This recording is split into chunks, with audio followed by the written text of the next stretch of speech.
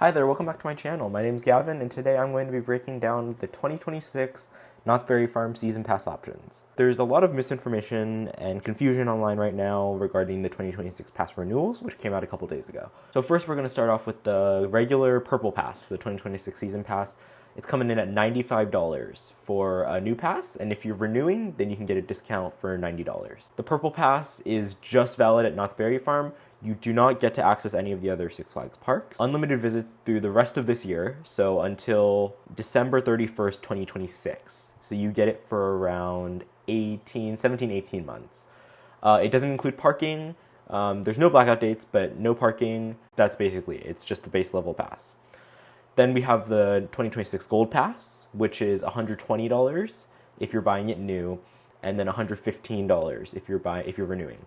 It's same thing as the Purple Pass, except it includes Soak City and all of the Six Flags parks. And then it also includes one bonus Bring a Friend ticket through the end of 2025 as a part of the MVP renewal sale. Finally, we have the Prestige Pass, which is $245, and that is a set price regardless of whether you're renewing or buying it new.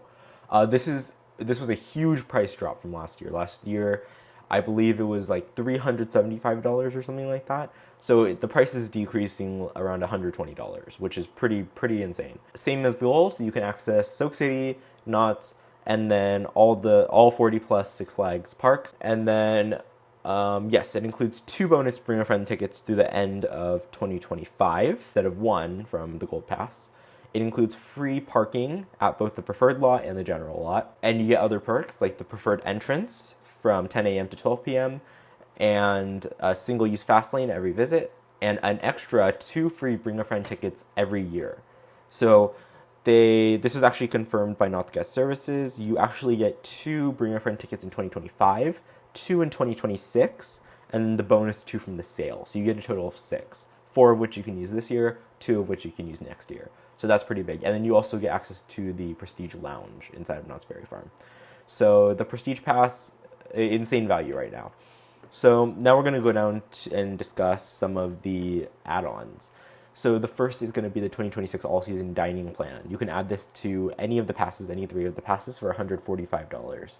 And for $145, you can only use it at Knott's Berry Farm, 2 meals per day, 4-hour time window between those 2 redemptions. If you want to use your Gold or Prestige Pass at any other Six Flags park, like Six Flags Magic Mountain, then you would buy the all-season dining plan all parks add-on, which is $155, so $10 more than the Knott's only one. And same thing, it gets you 2 meals per day at any of the Six Flags parks. The important thing to note about the add-ons is that till the end of 2025, anything that is all parks is only valid at the Legacy Cedar Fair or Legacy Six Flags locations. So the same rules, the rules that were previously in place still apply right now through the end of 2025. Legacy Cedar Fair would not include Six Flags Magic Mountain. It would include places like Knott's Berry Farm, Cedar Point in Ohio, King's Dominion, that do not have the Six Flags name on them. Parks that do have the Six Flags name on them, if you bought a meal plan from them, then you can use it at all those parks. So it's still separated for 2025. But starting in 2026, if you buy this plan, then you can use it across the board at any Six Flags parks. So Knott's Berry Farm, Six Flags Magic Mountain, any of those parks. So yes, it's valid immediately when you buy it with your pass, so you can use it right now. But again, you can't use it at parks like Six Flags Magic Mountain until 2026. I hope that makes sense. Next up is our drink plans, our all-season drink plans. There's 2 options for this. We got the Paper Cup add-on for $37. I don't believe they have the souvenir bottles available right now, so it's just the drink plan Paper Cup. So for $37, you scan your pass every 15 minutes at a drink station, and you get a small paper cup to use for drinks. And then for $54, it's the same deal, Paper Cup, you scan your pass, except you can get ices, hot chocolates, and coffees on top of the fountain drinks every 15 minutes. For the all-season drink plan, you can actually use it at your home park only till the end of 2025, and starting in 2026, you can actually use it at any of the Six Flags parks. You don't have to buy a separate drink plan add-on for all parks. It's just naturally included, but not until 2026, just like all the other add-ons we've talked about. So next up is Fun Picks, $60. That's still the same. Parking, it's $90. So parking is where things get a little, you kind of have to consider the value. So parking pass you can add on to a purple or a gold pass for $90. It gets you all season parking through the end of 2025 plus 2026.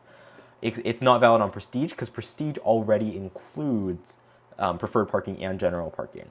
So the value proposition here gets interesting because if you're getting a gold pass with the parking pass, that would make it $210 compared to Prestige, which is $245. So those extra bring a friend tickets, the preferred parking instead of general parking, it might be worth it if you have like a family to just have one person get the Prestige pass just for those extra perks. That's just something to think about because it's $210 versus $245. It's a $35 difference, and you're getting so much more out of it. So it might be worth it. Prestige is now no longer a luxury. It could be considered a value proposition for families, couples, etc. So yeah, that's something to think about. And then the 2026 all-season parking pass is only valid at the general lots. You can't use it at the preferred lot. You can technically, and you technically get a discount on it, but you have to pay the difference. Preferred parking is $55 a pop. General parking is $35. So you would pay the difference of $20 every time you want to use it if you have the regular parking pass and not Prestige. So next up is the Fastlane Pass, which is down $50 from $675 to $625. $625, you can use it through the end of 2025 and every day in 2026 that they offer Fastlane. There's a Fastlane availability calendar on the website that you can check out. And yes, you can also upgrade it to an all parks Fastlane Pass for $1,000, and that price is the same chain-wide. So for $1,000, you can use it at Legacy Cedar Fair parks through the end of 2025, and then in 2026, you can use it at all Six Flags parks, including Six Flags Magic Mountain. On that note, Six Flags Magic Mountain is officially transitioning from the Flash Pass system to the Fastlane system. We're not 100% sure about how this will work yet, but the assumption is that they're removing the virtual queue system from Six Flags parks, and they're making it one-tier wristband, similar to Knott's Berry Farm. That'll be interesting seeing how that shakes out, considering the virtual queue system kind of helps curb demand and keeps Fastlane, the Flash Pass lines, kind of under control. So we'll have to see how that works. So a couple more frequently asked questions that I've been seeing a lot. One, the sale tickets. Sale tickets, the bonus 1 from Gold, the bonus 2 from Prestige. Those are those can be earned even if you're buying them new. They're not necessarily renewal bonuses. So whether you're getting it new or renewal, you'll get those extra 1 to 2 tickets. And you can only use them at Knott's Berry Farm. You can't use them at like Six Flags Magic Mountain or anything like that. So another rumor that I've been seeing is that Scary Farm is included with the 2026 pass purchases, and that is also not true. Scary Farm is and has always been separately ticketed admission, and that is the same here.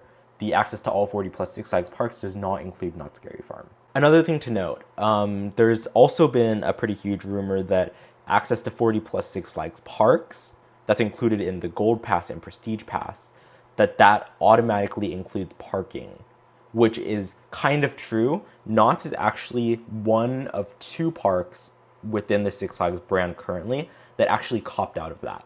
It's Knott's and Canada's Wonderland. They both have exceptions written into the terms that say that parking is not included with their passport. If you took your Gold Pass and you went to Six Flags Magic Mountain, then yes, it would include parking there. But you won't get it at Knott's, which is kind of funny. So you do have to buy separate parking. It's not included automatically with the passport. Okay, so now we're going to talk about another misconception, which is that buying the Six Flags Prestige Pass, Six Flags Magic Mountain Prestige Pass, is the better option for Knott's Berry Farm pass holders. The Six Flags Prestige Pass, for reference, is $175 compared to the $245 Knott's Prestige Pass. That's always kind of been a thing where Six Flags Magic Mountain has always had the cheaper pass. Starting this year, it's required that you activate your pass at the corresponding park, which means that you actually have to scan in the very first time that you visit. You have to scan in at Knott's Berry Farm or Six Flags Magic Mountain, wherever you buy your pass from. So many people are just saying, oh, well, what if I just go to Six Flags Magic Mountain, scan in my pass there, and boom, I get the cheaper pass because it includes all 40 plus Six Flags parks.